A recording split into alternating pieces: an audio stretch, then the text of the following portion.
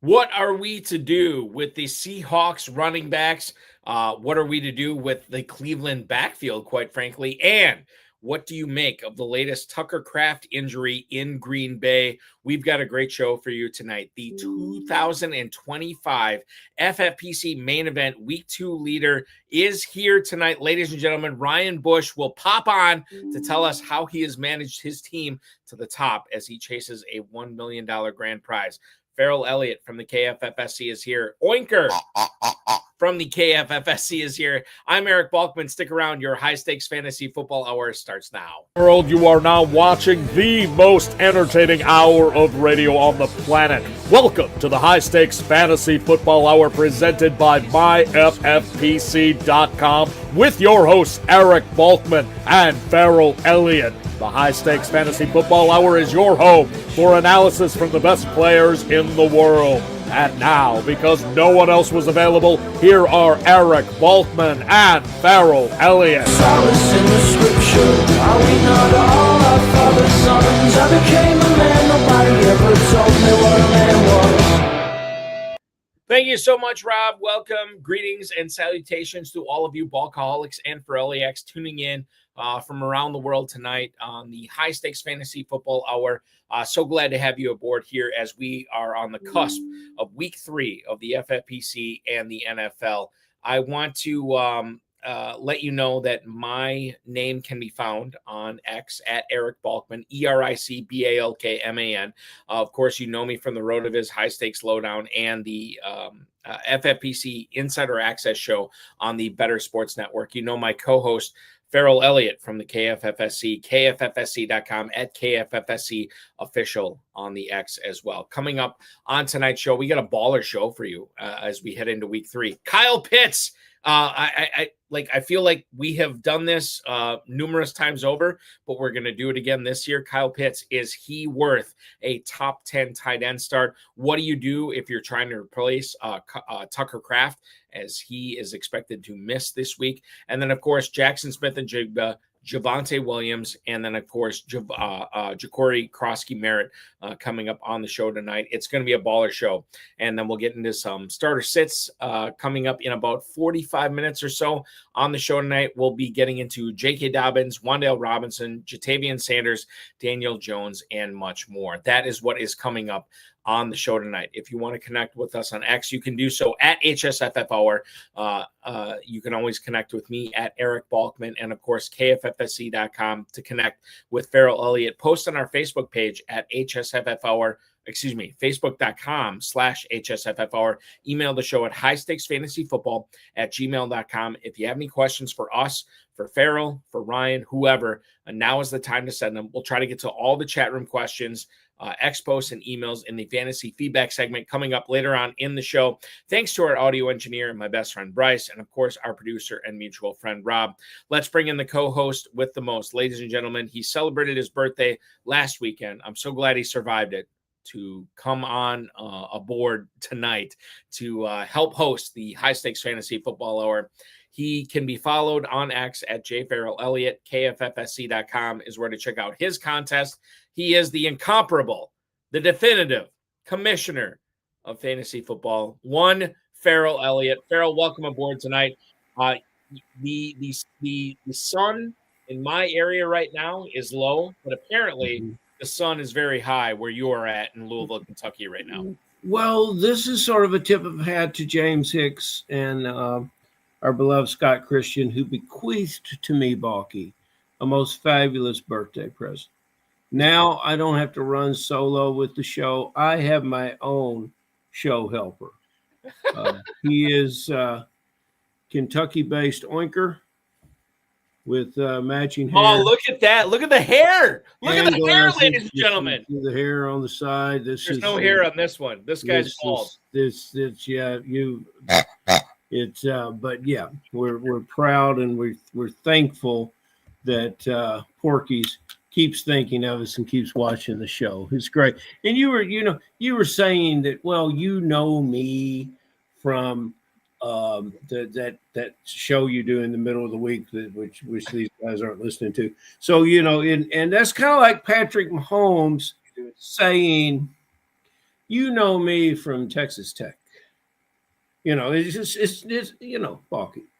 This is your thing, man. This is, and you are such a beloved individual. I witnessed it prior to coming home last week, and I think I just can't quit talking about it enough. I wanted to spend a little time with you out there. You were always working. You were podcasting. You were entering teams. You were making FFPC Las Vegas go for everyone there, and I'm still drinking to you. So thank you, Bob. Some of my favorite memories in Las Vegas, where I go out there for the FFPC, and granted, I'm out there for about a week and a half or so. And for the first week, I'm busy working. I'm doing everything I can, and I try to hook up with this. And by the way, in 2026, I feel like I'm going to have the opportunity to hang out with more players, more listeners, more viewers of the show, which I'm very excited about. But I will say this: one of the things I miss is hanging out with you, Ferrell, on your birthday. Which we didn't get a chance to do this year because your birthday came after everybody was already on That's right. Las Vegas. But because the calendar flips this year, calendar's our friend. We get a few more days out in Las Vegas. It's going to be a baller time.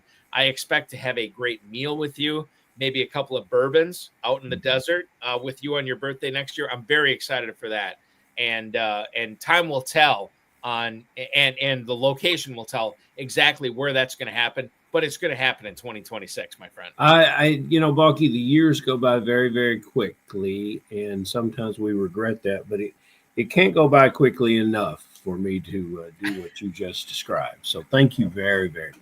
You're very welcome. I'm glad you had a good one. Steve G hanging out with us tonight.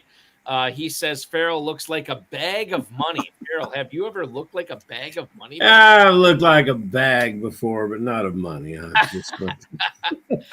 Steve G is quite complimentary and a real gentleman.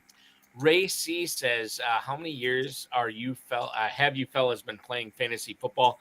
Ferrell, I don't know what it is for you, but 1994, when I was still in high school, that was the first year I played fantasy football. So we're coming up on my fourth decade here. What about you? You beat me to it because I did not play in basement leagues. My only fantasy football experience has been in contests, and I've been with the FFPC since day one. And prior to that, I was with those characters that were supplanted in the industry by the FFPC. And so all of my play came in Las Vegas. And then I tried to play in basement leagues, and I realized that people should keep basements to themselves. So, that's basically but yes, most everyone has a jump on me in fantasy football, and the results prove it. The national contest for me didn't start till WCOF in the early 2000s. So we're looking at the better part of 20 plus years or whatever for me. But I can reassure you, Ray C, whatever you're getting tonight, and whatever you're getting every time you tune in to the FFPC YouTube channel, you are getting a lot of wealth of experience, not only from Ferrell, from myself, and whatever guests we have on, like tonight when we have Ryan Bush come on, who is leading the FFPC main event. A couple of questions right off the top. We have Jeffrey Drake chiming in, Ferrell. He's got Travis Etienne. He's got Alvin Kamara. He's got Jamar Chase, and he's got Xavier Worthy. Should he trade Emeka Egbuka and Bucky Irving for Drake London and Omarion Hampton? Now, I know this is hell no. Oh, it's not a lot to take in. No, there's nothing there. Right there's nothing there. Egbuka and Bucky not only are superior players, they're youthful players, and they play for a team that has it together.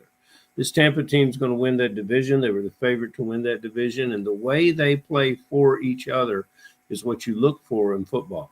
You should not get rid of those players. They are similar talents to some of the other players that have offered in the trade, but they're not in similar situations. Situational football alone makes them the attractive too. You're drafted well, Joe. You've got to learn how to stand prosperity, son. You got to just sit back and enjoy it.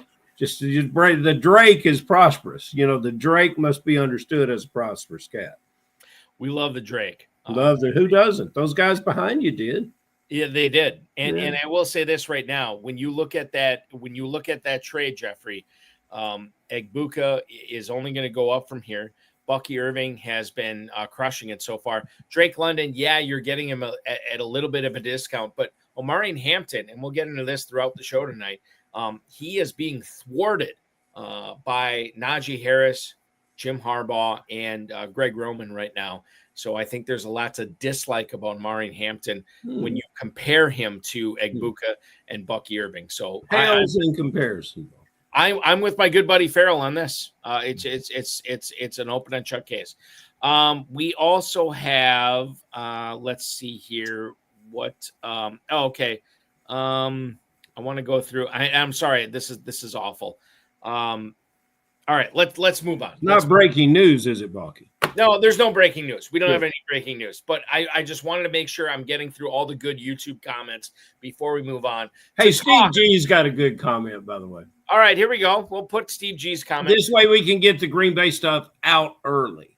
Steve G called me this week. He goes, you know who the trending tight end is. You know who the sleeper tight end is. You know who everyone is forgetting. And I gave him a couple answers. They were far from correct. And he goes, Musgrave. And I confirmed that by saying, Steve, Musgrave, when Musgrave came into the league with Kraft and other tight ends, I thought he was the primary talent. I love the player. Now, the news this week is that Steve went out before the injury news and grabbed this player everywhere. And so, he does not have a crystal ball, folks. He just likes the player. So I'm going to say this right now for Steve G. He had teased this last week, saying that he had the tight end stash of the year that he was going to announce tonight. And he texted me about, 7 or 8 hours ago to let me know that, hey, my tight end stash is not going to hit the way I thought it was because Tucker Kraft sprained his knee or hurt his knee in practice on Thursday. But he still was going to reveal it tonight. And he revealed it privately to me. We've publicly outed him. He's been outed. It's great. Ferrell, I'm going to ask you this right now. Okay.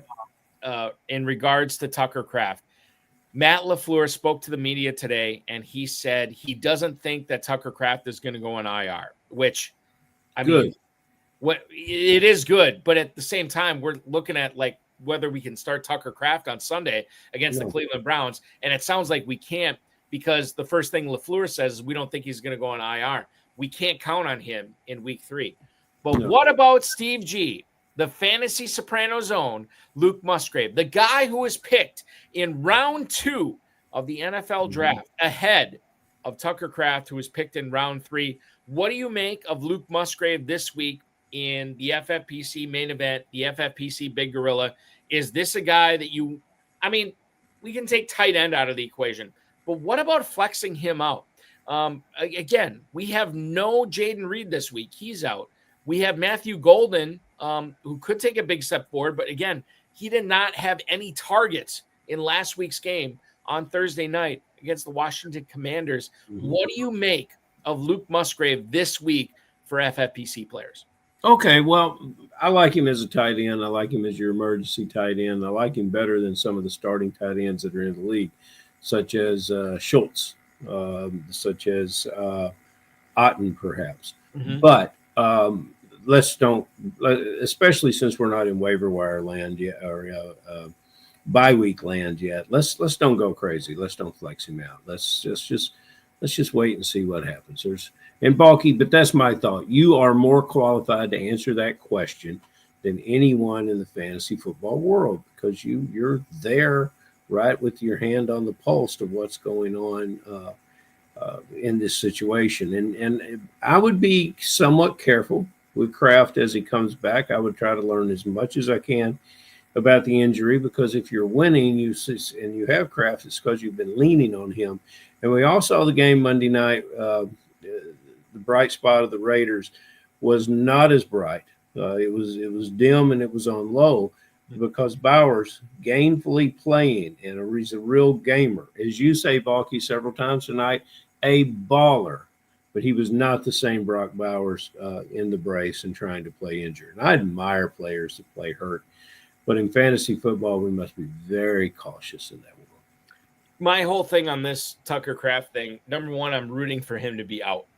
I don't want to mess around with him being active and then potentially having, 10, 15, maybe 20 snaps on offense. I don't want that. So let's talk about what happens if he's out. I think Luke Musgrave becomes a back-end flex in the FFPC. I think he can be flexed out as your second flex, not as your primary, not as your tight end, but I think there is something to like there with Cleveland. At the same time, I will echo what I've been saying for the last 6, 7, 8+ months about the Packers passing game. I don't know what's going to happen from a week-to-week basis. Some weeks it's going to be Dobbs. Some weeks it's going to be Kraft. Some weeks it's going to be, Watson or Reed or Golden, Kraft, any of these guys. And I think the fact that Kraft and Reed are out this week doesn't clear it up anymore for me. I know that the Cleveland Browns defense is really, really good as far as the rush defense goes, and it might be a quiet week from Jacobs. But if you're looking to me and say, Balky, please save me, what should I do with these Packers pass catchers this week? I don't have a good answer for you. I think Musgrave could be good. I think Golden could be good. I think Dobbs could be good. But to ask me right now and say like which one is going to be good, I have no idea. And you've been trying to answer that question all week. You can't answer it, can you? All off season, fair. Yeah, you've been there all. Hey man, they're screaming for Ryan Bush. Right. Ryan Bush is going to join us in just a little bit. He's a New Yorker. He is a New Yorker. Did you determine? Well, we got to ask him: is he upstate? Is he city? I'm going to look that up right now. New Yorker can mean a lot of things. I don't think he's New York City, but he will join us in just a couple of minutes to let us know for sure on this. Speaking of situations where we can't make heads or tails out of, no, let's go to the Pacific. Let's go to the Pacific Northwest. The Seattle Seahawks offensive coordinator Clint Kubiak said the team is, quote, finding ways to get, end quote, both Zach Charbonnet and Kenneth Walker involved, adding, quote, and this is the worst thing that he could say, I see 2 starters. This, according to The Athletic, Clint Kubiak talking about the Seahawks backfield. I see 2 starters. Mike McDonald, the head coach of the Seahawks, said that the plan is for each back to have a, quote, ample opportunity on a weekly basis. Now, the weekly basis may not happen this week. I did not see if Zach Charbonnet practiced today, and I probably should have. Mea culpa on that. But I know he did not practice on Wednesday. He did not practice on Thursday, and it's looking like it's going to be a big Kenneth Walker week, which you don't need to watch this show to tell to find out whether you should be starting Kenneth Walker this week. If Charbonnet is out, you want to start Walker. But I'm telling you, going forward, Ferrell, is this just simply a guessing game, whether it's going to be a Charbonnet week, whether it's going to be a Walker week, or can we glean anything from what we've seen so far to know, like, okay, this is the week to sit this guy. This is the week to start this guy. What are your feelings sort of on, again, not this week necessarily, because it looks like Charbonnet is going to miss, but weekly going forward, can you glean anything about whether Walker or Charbonnet is the correct start? I think what we saw from Ollie Gordon and maybe Najee Harris is very much what we could see from the second running back, which is Charbonnet. And when Walker has this opportunity to carry the load and the fellas are going in the message and saying he's going to run wild, when he has an opportunity to do that, he's going to show the talent that I've always seen in him and that I think the fantasy drafters saw in him this year. So I'm not too concerned from a fantasy football perspective about Charbonnet stealing Walker, but he is a contributor to that aspect. The team, though, and one of the things that helps both situations, the head coach wants to see 2 starters because he's going to need to run the ball 450 times to win in that division. He's not going to win through the air, so he's going to have plenty of running games. So there's enough to go around to make Walker, for Charbonnet to service the running game, but for Walker to have comparable carries to the number 1 backs around the league. I think that as we go forward, and I don't think this is a bold prediction at all, Ferrell, but I think as we go forward, the Seahawks running game throughout not only September, but October, November, December, it's going to be something that we will be looking not forward to, but it's going to be something that we will be looking at trying to figure out what's the best way to handle this situation for our Big Gorilla, for our main event, for our classic, whatever it is with the FFPC right now, because I don't think we have a good handle on it right now. You have made your notes and your thoughts clear on this, and it's hard for me to disagree with that. But I also know that after this week, if Charbonnet is healthy for week 4, it's in disarray once again, and we will see what happens on that. Ladies and gentlemen, the FFPC main event from the get-go was in disarray. This guy has said bully to that. He has thumbed his nose in the general direction of every FFPC main event player, because as we head into week 3, this gentleman right here is in first place overall in the driver's seat for the $1 million grand prize. $1 million grand prize is what this guy is looking at right now. He is here to join us tonight. You can connect with him on X right now at League 77. He is in first place in the FFPC main event going into week 3. Please welcome into the program, Mr. Ryan Bush. Ryan, welcome into the program. Thanks so much for hanging out with us tonight. Congratulations on your early success, and good evening. Thanks. I'm psyched to be here. And I would definitely put an emphasis on early with that. You know, I'm happy to be where I am for sure, but there's certainly a long way to go. Did you, because you drafted 2 live main events, right, out in Las Vegas? And I did. And did you ever think, like here on September 19th, you being interviewed as you are in the driver's seat for $1 million grand prize? Did you think your team was this potent enough to be in this situation this early in the season? I mean, I really was psyched about the team I drafted. I definitely felt good about it, but that's like feeling good about like beating the 11 guys in my league. Like that's what I'm thinking small. Like I wasn't expecting to see my name up there, but I'm psyched about it for sure. How many years have you been coming to Las Vegas and playing, right? Just this is my second year. So I love that, man. It's one of my favorite feelings of the year is to walk away from a draft and monitor what I'm thinking. Sometimes I'm surprised during the season, but sometimes I'm not. The longer I play in it, the more I know about the futures of my team, the more I can trust that feeling. What did you think when you concluded the draft, took a picture of the draft board, took a look at it? What did you think? What was your feelings when the draft ended? Yeah, I mean, I really liked how it fell. Like you get a lot of drafts where you are hoping to get a guy, and it always seems like someone nabs them before you get a chance to get your guy, and you have to take someone who's maybe your second choice, or third choice.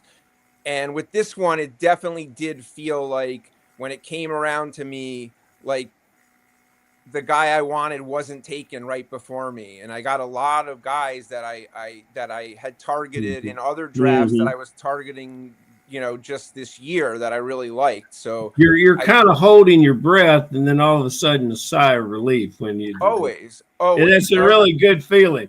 I did not experience that in Las Vegas in September. No, I'm glad you did. And I can see by your roster, I'm going to ask you some follow-up questions about that, because my last question now before Balky takes it away.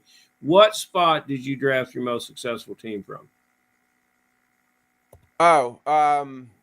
You mean what spot was I in? Yeah, what draft spot? Yeah. I think I was 4. I was 3. Oh, 5. Okay, 5. Yeah. Okay, very good. So I was Bijan, and there were other options, but I kind of felt like this year was a year where you like to have that bell cow back, and I felt like if I took him, I'd have a chance to get some really good wideouts in the second, third round. So when Bijan was there, it was just like I didn't really have much to think about. I was like, no. Ready. I was just nabbed him. Yeah.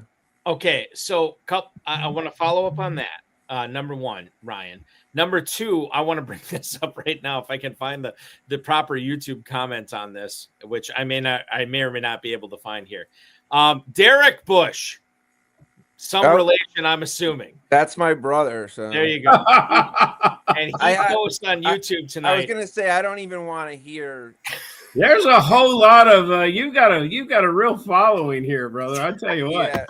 So Ryan, so your brother Derek posts on YouTube tonight for all the people who are listening to this and not seeing this. His comment is, "What about the deadweight Mark Kahn you have to partner with?" And I'm assuming Mark Kahn is sitting in first place with you in the FFPC main event. This was a guy that you had drafted at least with this live in Las Vegas team that's sitting at first. I'm guessing he was your partner for both live in Las Vegas teams. Yes, that's very true. So I do have to include him on this. So we partner up, and nobody talks fantasy more than he and I.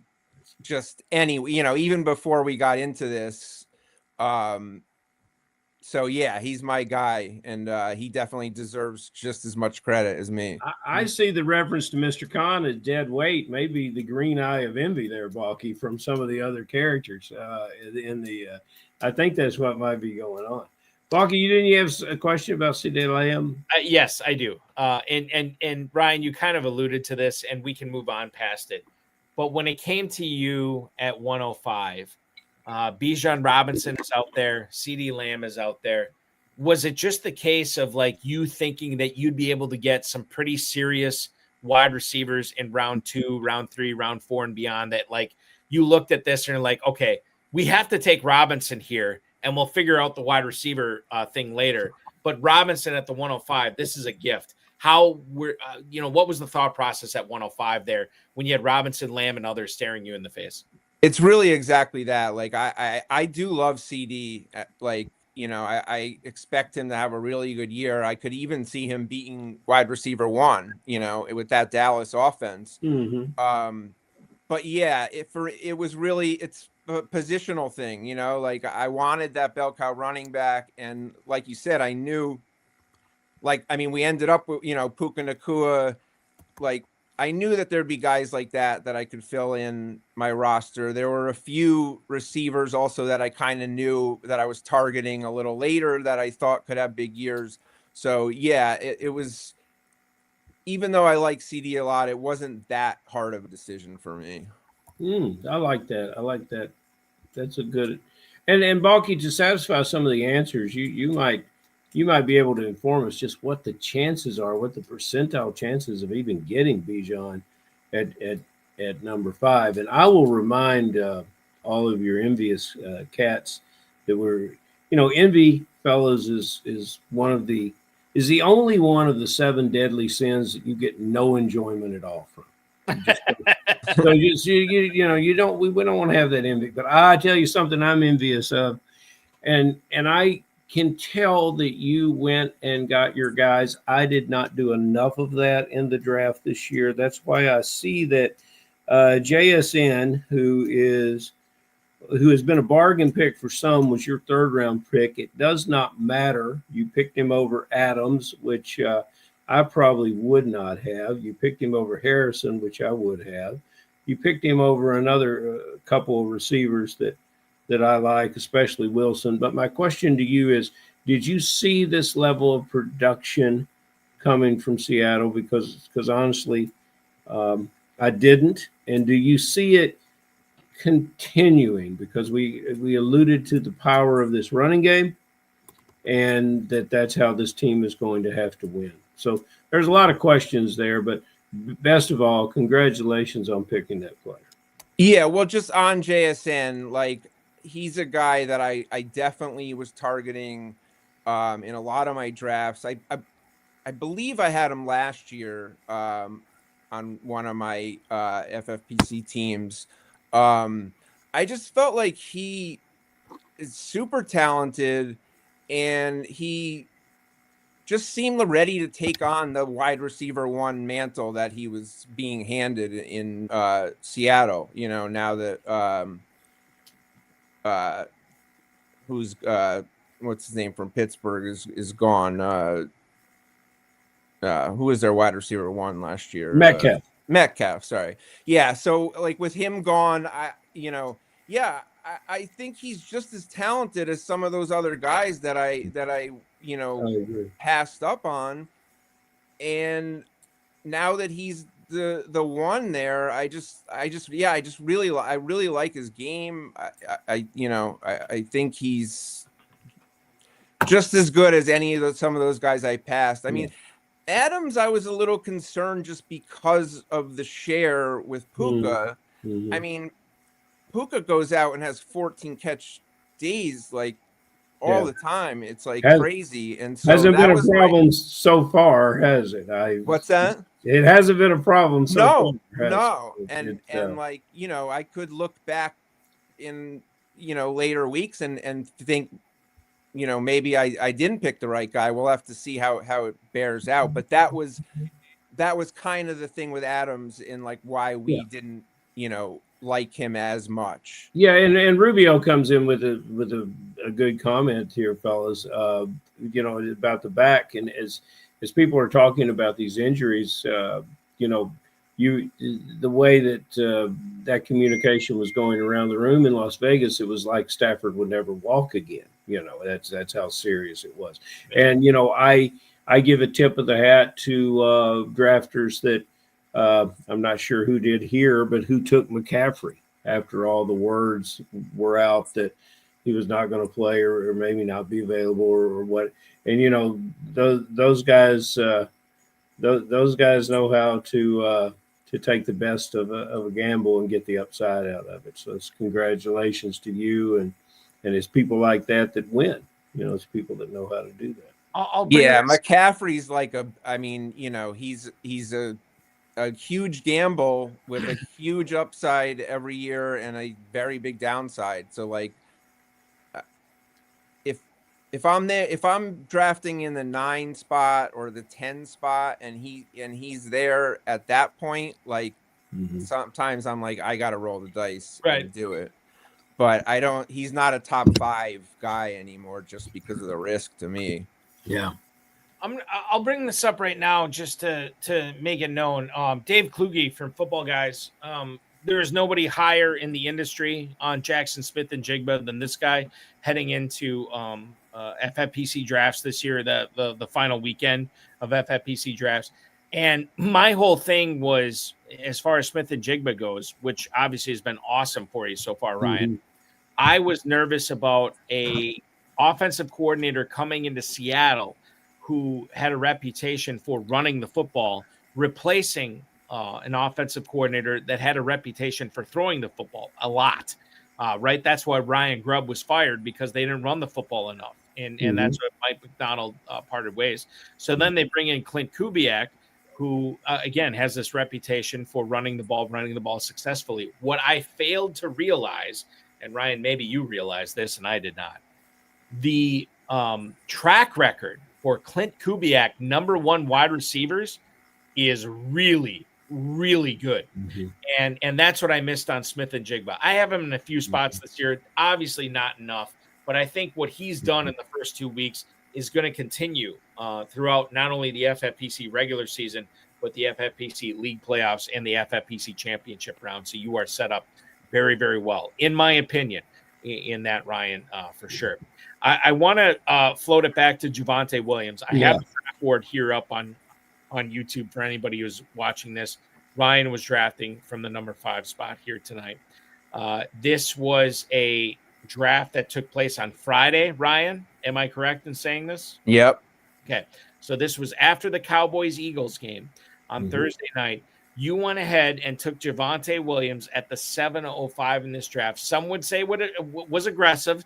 Some would say it was wrong. But through 2 weeks, it looks like an absolute bargain. When you were looking at this draft, knowing that you had the free look, knowing that whatever Javonte Williams did in week 1, you could easily supplant him in your starting lineup with whatever running back, receiver, tight end that you had drafted, knowing that you could put him in. How big of a target was Javonte Williams? And quite frankly, Ryan, to piggyback on that, what do you think is going to happen for Williams the rest of the year after he kind of duplicated what he did in week 1 in week 2 as well. Yeah, that was exciting for sure. We definitely probably took him earlier based off of that performance the night before. And it certainly worked out the previous year for, if you remember, Saquon exploded the night before the drafts, a lot of the drafts, and he ended up, going way higher than I think like he would have if he hadn't had that day. I mean, obviously different levels of backs and different levels of player, but like we did put some stock into the fact of like, let's get a win out of the gate. Like, he's in your lineup week 1. Let's start strong. And then going forward, I mean, someone's got to eat in that backfield. And, a lot of these rookies get hyped up that are coming in, and it's like, they don't always pan out right away. It's all blue. All they wanted to talk about all summer was blue. Williams was, and Balky, you might have been a pot stirrer on that. I was a pot stirrer. But when I look at this draft, right, and once again, I give you big kudos for what you're doing here, because it's like the people you were drafting with believed everything they heard and didn't believe anything they saw.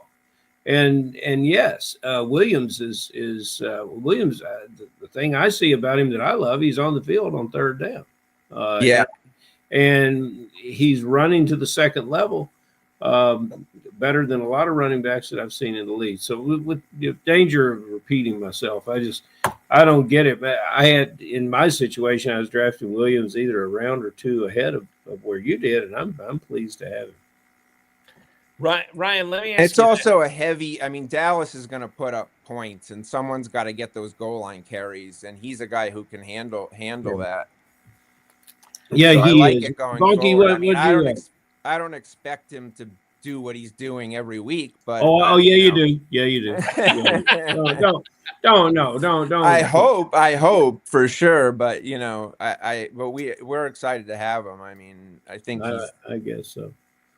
So Ryan, let me ask you this. This is coming from Scott Hoyt. I posted it. He's watching us on YouTube tonight, and he has a question about your Seattle Seahawks wide receivers. You guys obviously took Jackson Smith and Jigba here at the 305, but later on in the draft, you also took Cooper Kupp in the 10th round. Scott Hoyt wants to know, what was your thoughts on drafting Cooper Kupp when you already had Jackson Smith and Jigba? Did that come into the forefront of your mind when you decided to take Cooper Kupp in the 10th round? Did it not make a difference at all? Can you just kind of give us the lay of the land, knowing that you had Smith and Jigba, and then in the 10th round, you decided to take Kupp as well? I'm usually not crazy about doing that. I don't love having the second guy when I have the first guy. It was really kind of a situation of like, I really felt he was the best available guy, just forgetting that I have JSN. It's just like, I kind of felt like he slid pretty far down, where I think we let him go around ahead, and we almost looked at him there, and by the time he was there in the 10th round, I was just like, he's the best guy on the board to me, and so I'm going to take him. And I think that's brilliant decision making in your process, especially when the fact that you look at the number 1 receiver there, and he is quick, and he is flexible, and he makes good feet moves. But how big is JSN, Balky? What's the size on him? Oh, you want to get his measurements? Yeah. I was not expecting this tonight. Yeah, buddy. I'll tell you, I throw the curves. I think of him as a small guy, but like, he's lengthy. He's got long arms. But he's as Risa Fan's character in The Replacements would say, he's wiry. Jackson Smith and Jigba, 6 foot 197. Yeah, well, there's nothing wrong with that size for a number 1 receiver. I Okay, I've been bragging on you. Now I can quit doing that because you went tight end. You took two of my favorites. You took one of my favorite tight ends and one of my least favorite tight ends. And I all summer long, especially on something called the Pros versus Joes. I had to fight the pros on drafting Goddard. It's not that I don't care for Goddard. There's a number of reasons why I like other tight ends better, but availability is the greatest ability. And here he is unavailable again. But congratulations on picking up Zach Ertz. Now you've got injury bug down there with a quarterback, and you've got a veteran quarterback rolling off the bench to try to make an effort here for the Commanders, and a lot of other changes in the offense. You happy with Zach Ertz? You're going to roll with Zach Ertz? I mean, I am. Your thoughts on Ertz, and if you want to defend your Goddard selection, I'll let you. But we won't. And Ryan, before you answer, I will just say that a few hours ago, Dallas Goedert was listed as I don't think he's listed on the injury report at all. He is available this weekend against the Rams. Ooh. Yeah, Go ahead. I think from what I hear too, I think he's going to play. And to me, it's a tough decision. I think I wouldn't have made. I don't think we would have drafted Goddard if we didn't have Hurts. But having Jalen Hurts, and our theory on the tight end is if you're not going to get one of those top two, maybe three guys, then we wait. And let other people take a lot of those, mid tight ends. And there's guys, that you get late that are just as good. I mean, look, I think Tucker Kraft is the perfect example. I mean, like these guys. You should have just gone later, Ryan. You should have gone later. You just should have gone late with Goddard. But I think we had targeted. We targeted Ertz. Like, I felt like going with Goddard. You got to get somebody else. You got to back him up with somebody. Yeah. And I was surprised how Ertz fell in a lot of drafts. I mean, I think he had something like 80 catches last year, and I think it's in the 60s. But with was it 60? I thought it was with higher. FFPC math, it gets to 80 real quick.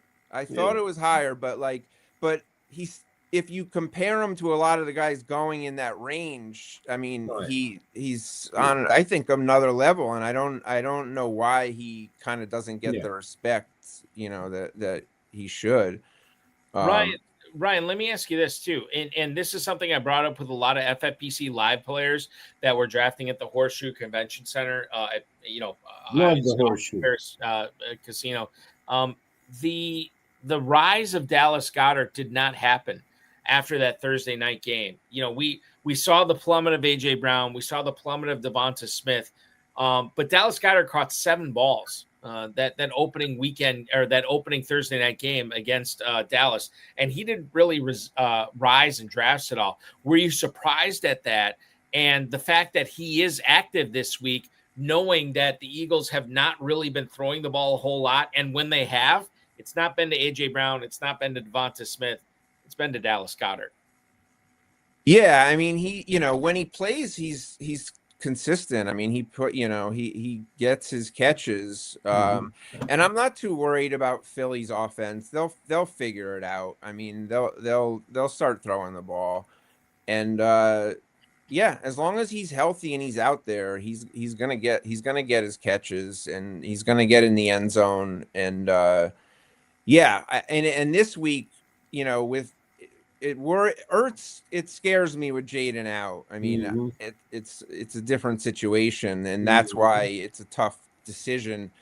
It wouldn't be if Jaden was playing. I would definitely 100% know we were going to go with Ertz, but it's now it makes it interesting. And I'm actually probably leaning Goddard.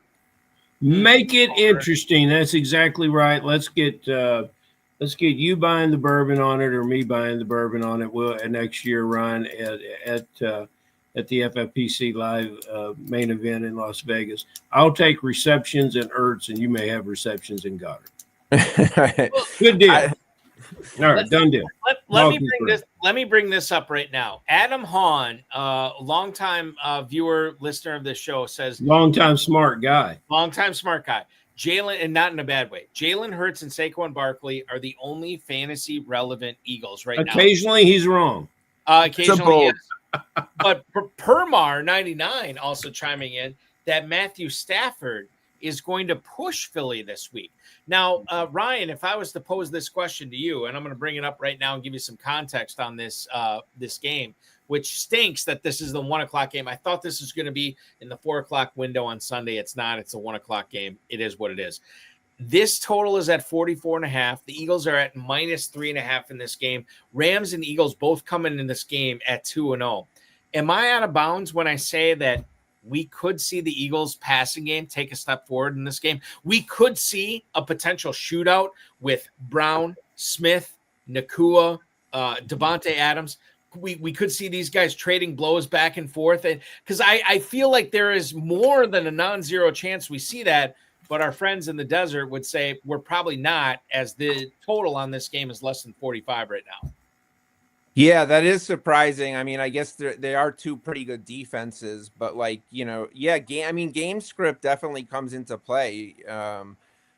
But I think it's a bold statement about Hurts and Saquon, but I do understand like the sentiment, because like I'm not crazy about the Eagles wide receivers. Like, part of the reason I like JSN over AJ Brown is just like you just never know who's gonna pop off each week with them. So I do stay away from their receivers. So I do get what he's saying.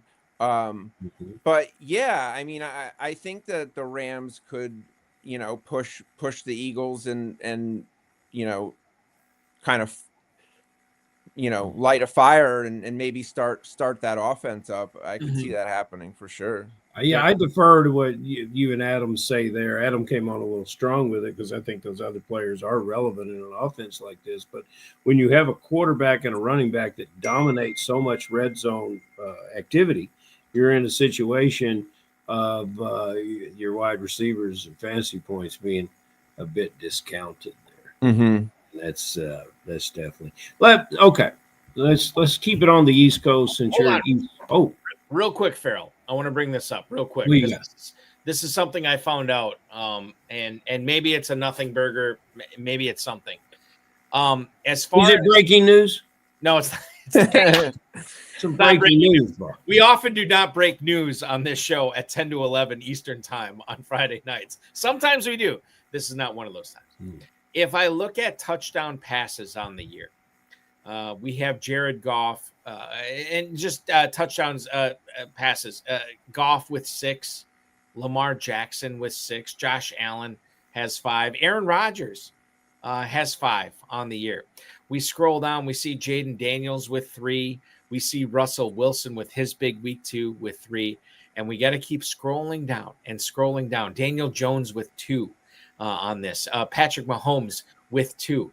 We have to keep scrolling down, and we see that Jalen Hurts right now, ladies and gentlemen, 0.0 passing touchdowns on the year. Hold on. To quote Dean Wormer from Animal House, fat, drunk, and stupid is no way to go through life. So Jalen Hurts with nary a touchdown pass. I'm going to leave this up to you right now, Ryan. Does Hurts finally crack in to the touchdown passing category this weekend? Do we get this passing game on track with Hurts, Brown, Smith? I know you kind of alluded to it with the last question we asked, but just and I'm asking you this from like a selfish standpoint too, where I have to kind of figure out what I'm doing with my Eagles in my lineups this week. Does Hurts, Brown, and Smith, do they get it going this week against the Rams, or do I have to wait another week? Well, first of all, to the point of him having 0 passing touchdowns as a Hurts fantasy owner, I don't care. Why would I care? I mean, Yeah. he's guaranteed to run one in, like Yeah. practically it's like a weekly thing, you know, you one at least, you know, you a lot of times too. Like if I'm a Saquon owner, then you know, I don't like Hurts getting all these touchdowns, but like, you know, yeah, as an owner, like I drafted him for the tush push, not because he's throwing, you know, Mhm. 0 30-yard touchdowns to He'll- AJ Brown. But He'll catch up. yeah, eventually he's gonna, you know, he's going to catch up. yeah. Balky brought up some interesting things in that question and in that. I love the way you presented that, Balky. Well, I would have done a more of a shorthand kind of presentation in that, and I would just say that, you know, that Pittman has the same number of touchdown passes. So That's hilarious. That's and awesome. then that's how I would have presented that. And by the way, So does Ron Jaworski this year as well. yeah, Yeah. it took the 10:52 to get Pittman in here. You know, last week we did say don't start Pittman. He'll get you maybe 12, and he got 8. And so we were right about that. But all summer long, Bucky, we said Jared Goff, play him at home, draft him late, and play him at home, and it worked out. It worked out pretty good this last week. But now I've got something that all summer long we talked about, and Ryan, I need your help with this. The running back situation down in Washington has been intriguing all year long, and now the beloved Austin Eckler, he's through for this year. Ja'Cory Cross-Key Merritt was all anyone could talk about until we got to Las Vegas. Another one of those rookies. Yeah, well, you know, we got to Las Vegas. Everybody talked about him, and he earned the conversation because he was fantastic in camp and in preseason. He showed a lot of skills. He showed a lot of skills during the draft and evaluation process. What happened when we got to Las Vegas is Balky, do you have any numbers to support it? But he was going up the boards, and then all of a sudden he was going down the boards. I took advantage of that in some places. I think he's a real player. And I think he's going to be a very, very adequate to get better rookie fantasy running back for anyone that has him on their roster. He may not shine from day one, but he's going to get there. I like him in the pass game. I like him in the rush game. Are you as high on this player, or did you avoid this player throughout the drafts? I avoided him. It's not specifically him. I just avoided the situation. Mhm. I tried to. I actually did end up with Eckler. But yeah, I was certainly not targeting anyone in that backfield. It just scared me off. I didn't know where the touches were going to be. I didn't know, you know, who was gonna get what. So I didn't target him, even though I did hear a lot of good things about him. And now, I this week actually grabbed Chris Rodriguez off of the waiver wire because we kind of like him now to, you know, maybe step up, and especially with goal line touches. I mean, he's a bruiser, you know. They don't have anyone like him now on that roster. So but yeah, I stayed away, but I think he'll be, I do think he's talented, and I think like a lot of these rookies, as the season goes on, he'll get better, you know, and he'll be a good back, but I stayed away. And it's interesting that teams try to develop rookies to get them better in the league. With smaller rosters, it used to be that the rookies would hit the wall. You know, they run out of gas, poor conditioning, not necessarily ready for the NFL game. And there's been a significant change in that over the last few years. So, okay, I was just curious. I was trying to find you one rookie on this team that you would have been targeting that you just didn't grab. But, yeah. Well, let me ask you this, Ryan. Speaking of rookie running backs, there's been a lot of people that are pushing the panic button on Ashton Genty, on Omarion Hampton, on Travion Henderson. And I don't know how you felt about these rookie running backs coming into the season. For me, it's way too early to say that these guys are busts. It took for I think it was 6 quarters of NFL action before I saw people on X comparing Ashton Genty to Trent Richardson. 6 quarters, 6 quarters. That's all it took. And for me, listen, you draft these rookie running backs, you have to exercise patience. This was an historic year for running backs in the class here. And I do think that these guys are going to pay off. And when I drafted them, I didn't necessarily think that they'd be paying off in September or October. I drafted these guys for November. I drafted these guys for December. Is that the way that you're seeing this running back class as well?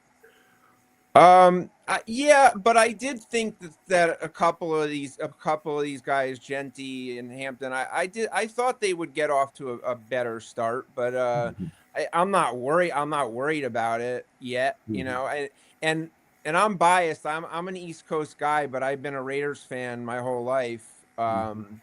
Bo Jackson was my hero when I was a kid, and so I started rooting for them when I was young, and I, stuck with them now through, thick and thin, mostly thin, but yeah. So I had hoped he would come out of the gates stronger, but yeah, I'm not worried at all, really. I mean, it's way too early for these guys to pass any judgment or decide what they're going to be. But it's not too late, Balky, to break out the chain. Ryan said it from an early time. The same way with me, Ryan. Is fantastic to see that. The one thing that we can say about Krusky Merritt is he now has. We started the show talking about the Seattle running back situation. In at least in Washington, I think it's his backfield. We saw Ollie Gordon last night, and Ollie Gordon was a very hot rookie that everybody wanted to draft. Some established drafters drafted him as high as 11th and 12th round. And I really love what he does, with the ball. But that's not going to be his backfield, that in Miami. So we'll just see what happens. But it's pretty fascinating stuff. And look at him; he's got the beret on too. John Terry is already commenting. Made this a possibility for me. I put it on 2 weeks in a row. I knew John was in the chat room tonight, so I was going to put my bulky beret on in honor of the FFPC live events being held at Paris Casino in Las Vegas. So yes, bulky W Griswold chiming in on the show tonight. So glad to be joined by one Ryan Bush. Ferrell, listen, we are running out of time here, but we do have time for one final question for Ryan Bush, who is leading the FFPC main event heading into week 3. Ryan, I don't think he can answer this question because he's not geared this way. But maybe you do have one. Maybe you do have one player. This isn't going to be about Krusky Merritt again. Did you? Yeah, we're still going to talk about Krusky Merritt. I want to get a history. I want to see why the Raiders didn't draft him, damn it. But I want to know a player that you just would not have a part of. I mean, that player for me, we already talked about it. Goddard. I appreciate the player as a football player. Didn't want to have a part of it. Same thing with Kittle. Is there somebody that you didn't want to draft? And is there somebody that you had to have? That you were sitting there and you were so surprised he was available to you, you could hardly sit in your chair without screaming out his name. Were those players part of your makeup for this 2025 draft? Definitely. The guy I didn't really want a part of DK Metcalf, or really like that whole Steelers situation. That to me was like I avoided it like the plague, and I don't think Aaron Rodgers has a lot left. I don't like the drama that he brings. I just don't know. I feel like you don't know what's going to happen. And so, yeah, that DK Metcalf really was one that I was just like, let other guys take him. I think he's talented. I like the guy, and I just don't like the situation that he's in as a number one receiver.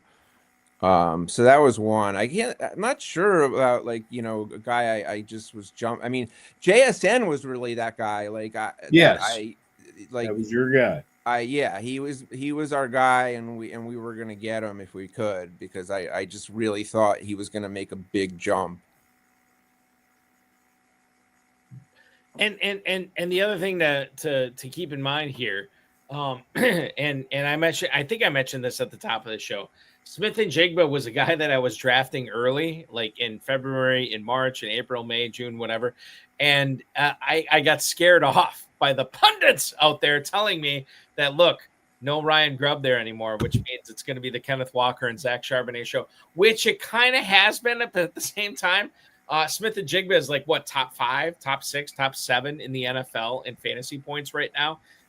And I'm kind of ticked off that I didn't draft more of him, as the season went on. Well, you didn't play enough, Balky, in Kentucky. That's the thing. I agree. Couple more leagues would have helped. You know what I am right now, Ferrell? I'm a wish I had. I wish I had drafted more Jackson Smith and Jigba, and now here I am stuck in like my 3 shares or 4 shares of JSN or whatever what it's worth. When I could be Ryan Bush, who is sitting coming into week 3 atop the FFPC main event with Jackson Smith and Jigba in the 3rd round. Ryan, we will continue to follow you on X at League 77.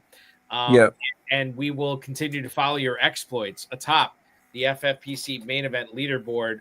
This is fun, man. Scott Hoyt chimed in. It's fun to be up there at the top in week 3. Hopefully you're there at the end.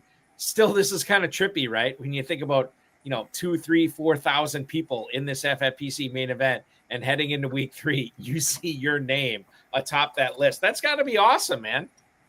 It is. It's really cool. I was really surprised when I saw it in week 1 that we were up there. We were close to the top, and then to move into the top spot. Yeah, even if it's early, it's really cool. And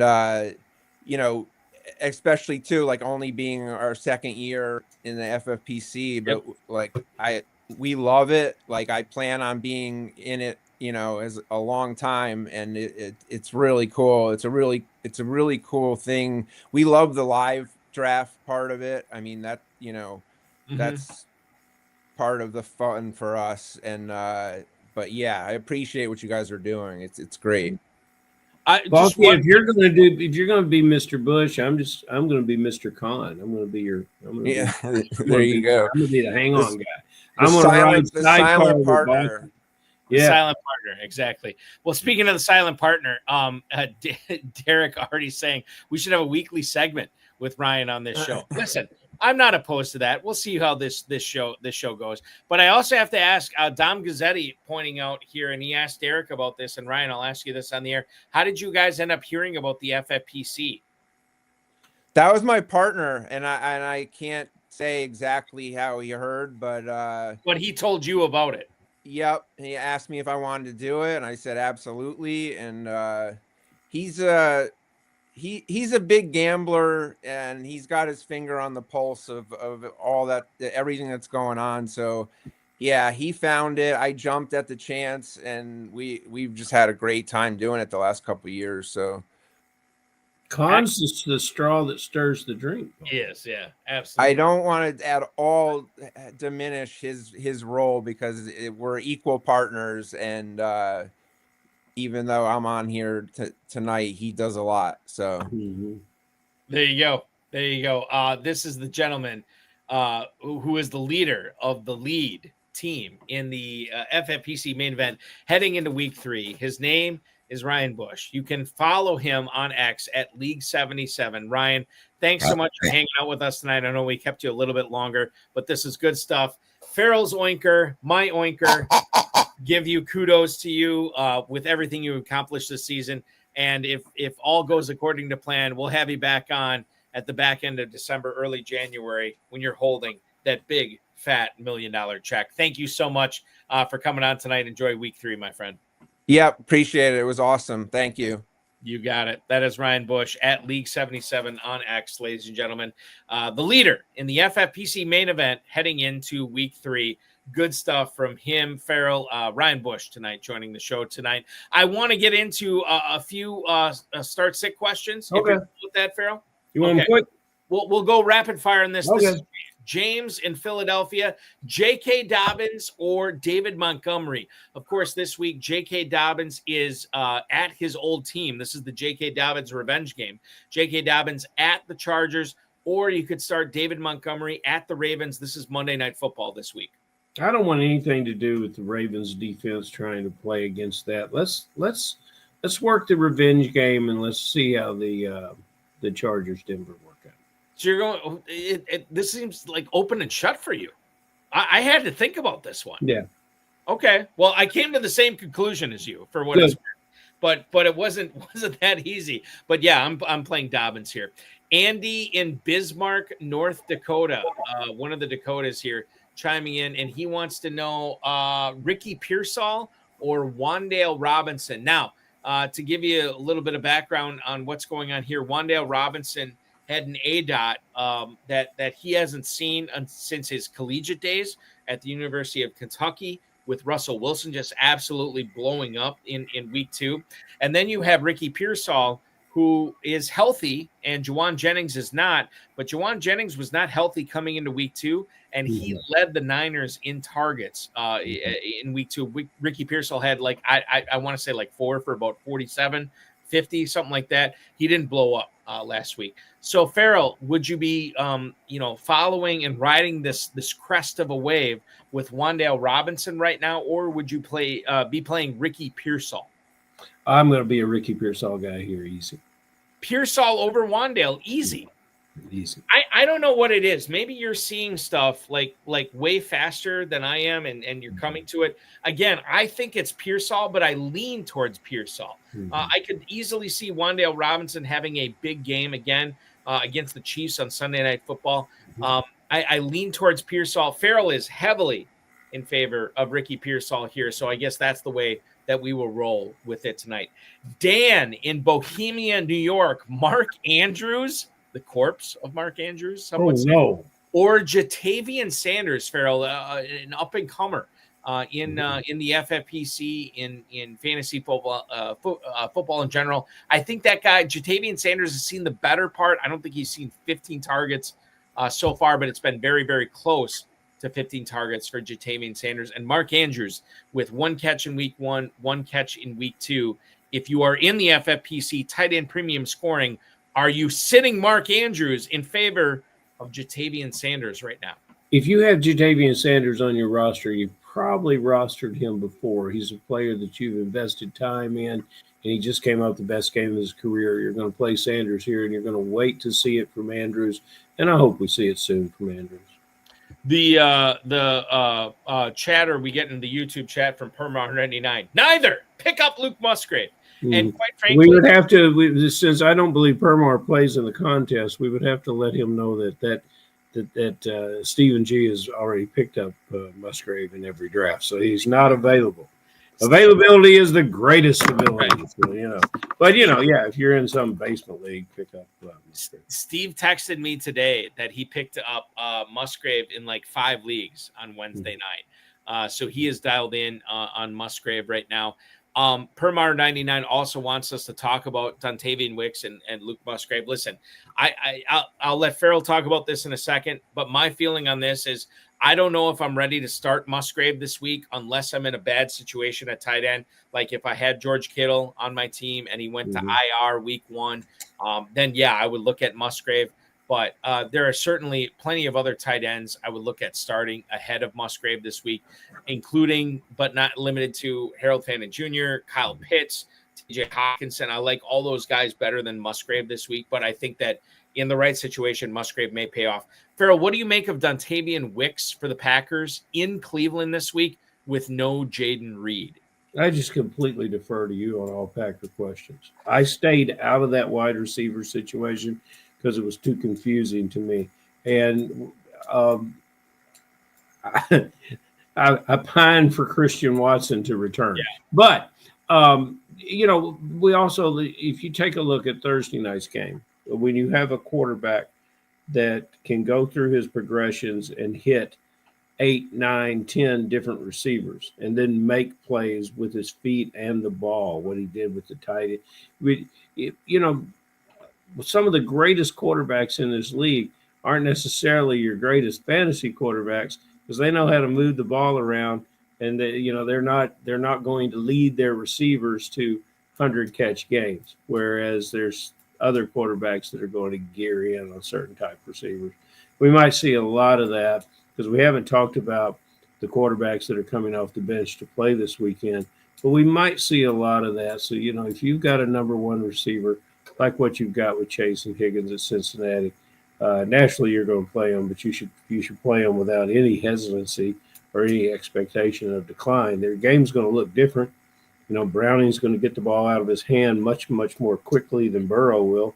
And these guys are going to have to contribute with their feet after the catch instead of running the great routes before the catch. It will look different, but the fantasy numbers may appear to be the same.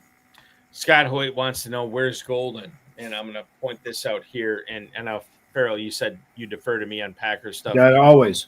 I believe that Golden makes a couple of big plays in this game against Cleveland on Sunday, and I might be hanging myself here when I say this, but I believe that Golden comes away with a stat line of like 2 for 73, something like that, and doesn't score. And when you're watching that game at 1 p.m. on Sunday, you're like, all right, Golden, here we go. And you're very excited for it. But when the game ends and you're like, God, the Packers only put up 22 points. Josh Jacobs got in the end zone. Luke Musgrave got in the end zone, or Sabian Williams, or some random person. And you're like, why didn't Golden score? I think that is part of the course. I think that Golden over the next few weeks with Jaden Reed out and maybe Tucker Kraft out over the next few weeks, we don't know about that for sure, but it's certainly a non-zero chance of it happening. We could see something right away in week 2. I'm not seeing it. That's just my personal opinion. Could be wrong on this.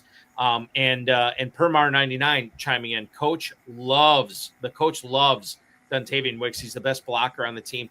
I don't know if he's the best blocker on the team, but he's right up there. He might be the best blocker on the team. He's certainly one of the best blockers on the Green Bay Packers right now. So that's something to think about as well. A final question here, Ferrell, and God bless Daniel Jones. We have not talked about him a lot on the show tonight, but I'll throw this out there to you to try to figure out what we're doing with Daniel Jones. This question comes from Ricky in Bakersfield, California. Daniel Jones or Kyler Murray, who is going up against the San Francisco 49ers this week in that 4:00 p.m. Eastern time window. Oh my goodness, you're going to lean into Daniel Jones and ride that wave. You are? Yes, it's easy. Why is it easy? Why is it so easy for Jones over Murray this week for you? Have you not? You got to watch the games, Balkman. I have been watching the games. My concern, the punter, they haven't awakened the punter yet. And, there's a certain receiver that's available to Jones that, makes everything work. So, my concern with Daniel Jones, and I brought this up last night when I was on the Better Sports Network with Nate Polvolt from Optimus Fantasy. I said, listen, Daniel Jones has been crazy good these first 2 weeks. But what happens if he throws for 110 yards, no touchdowns, and 2 picks, or whatever I said on the show last night? And then you're like, God, why would I ever start Daniel Jones over Kyler Murray, over any of these guys, Jordan Love, or any of these players that are roughly ranked around the same level as Daniel Jones this week. Jared Goff, Trevor Lawrence, Bo Nix is another one too, and.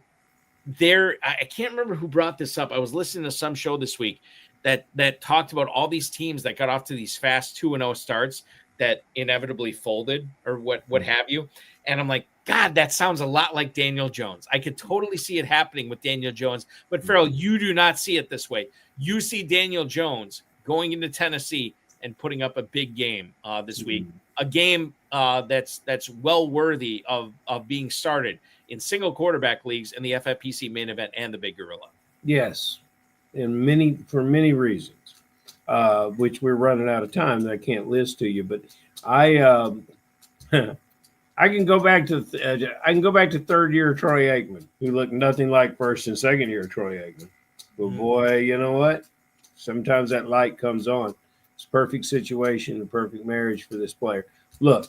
It's if you have Daniel Jones on your team, you went against the grain anyway, and there was a reason you picked this player.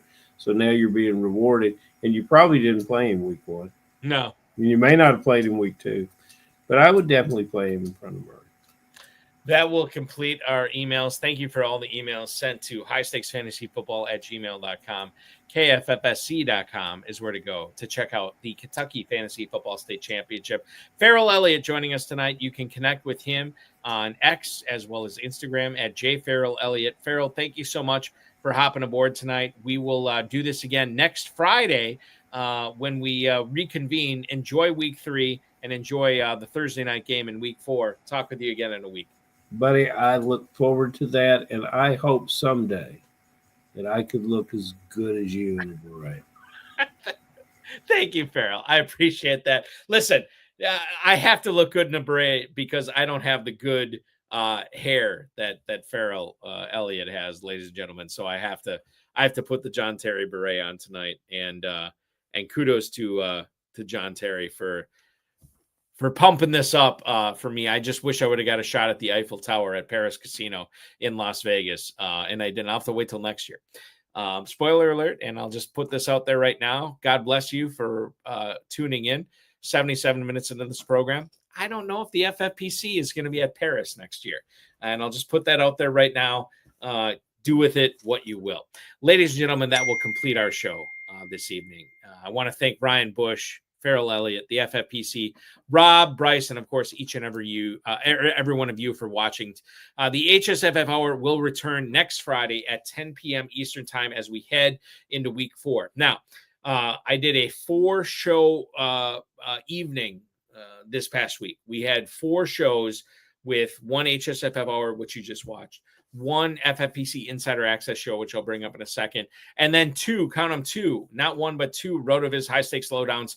On Monday, I met with Jamie Joseph, 20-time FFPC league champion, and a guy who brought into week 2. He was 3rd place overall in the FFPC main event. And then on Tuesday, Derek Greer, a guy I hung out with in Las Vegas at Paris, who is 9th place overall in the FFPC Big Gorilla heading into week 2. Those episodes both available on the FFPC YouTube channels and the socials. Of course, the RotoViz high stakes lowdown URL, rotoviz.com/podcast, or anywhere you get podcasts as well. On the RotoViz high stakes lowdown next week, we have Mike Edelman, who is 4th place in the FFPC main event heading into week 3. That's at 10 p.m. Eastern Time on the FFPC YouTube channel. You can check that out on Tuesday night. And then, like I said, in case you missed the RotoViz, actually, I beg your pardon, the FFPC Insider Access show on the Better Sports Network, watch it back on the FFPC socials or youtube.com/FFPC Fantasy, youtube.com/Better Network, or betternetwork.com. Nate Polvold from Optimus Fantasy joined me for 2 full hours as we led into that Bills-Dolphins game. Talked a lot about everything, trying to get your lineup straight for week 3. And then this coming Thursday, we'll be back live from 7 until 9 p.m. Eastern Time with Establish the Run's Jack Miller, who's going to delight us with everything going on in week 4 in fantasy football. The FFPC Weekly Challenge is live. There's no draft. There's no salary cap. Just pick 10 or 12 players, depending upon if you want to play with kickers or defenses, at myffpc.com, and you can win up to $2,500, 10, 30, and 100-team contests. Only 1 player per NFL team. So if you want Jalen Hurts, you can't have A.J. Brown. If you want Kenneth Walker, you can't have Sam Darnold, so on and so forth. myffpc.com is where to go for that. Remember to like this video, subscribe to the channel, comment on this video, share it with your friends, share it with your enemies, and get notified each and every time we go live, which will be Tuesday night, 10 p.m. Eastern Time, with Mike Edelman, the FFPC main event 4th place team owner heading in to week 3. Thank you so much for watching. For Ferrell Elliott, for Ryan Bush, I'm Eric Balkman. This has been the High Stakes Fantasy Football Hour on the FFPC YouTube network. Your weekend officially starts now.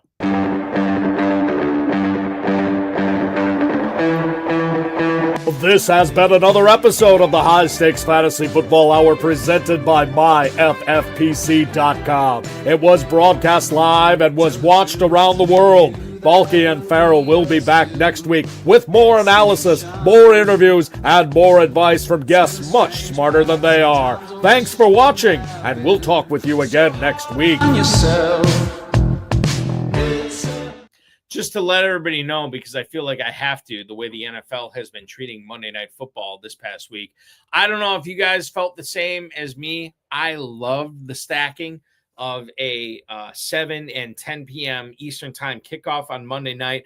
It was awesome to see a doubleheader in action, a true doubleheader where I got to watch 6 hours of football. We will not see that this Monday night. Sunday night, it's Chiefs and Giants. Monday night at 8:15 p.m. Eastern time, it is the Lions and Ravens. Going to be a good game, but there's only one Monday night game to remember this week. So without further ado, get those FFPC weekly challenge lineups in, get those FFPC waiver bids in, and I will talk with you again on Tuesday on the RotoViz High Stakes Lowdown. Be good, everybody, and enjoy week 3.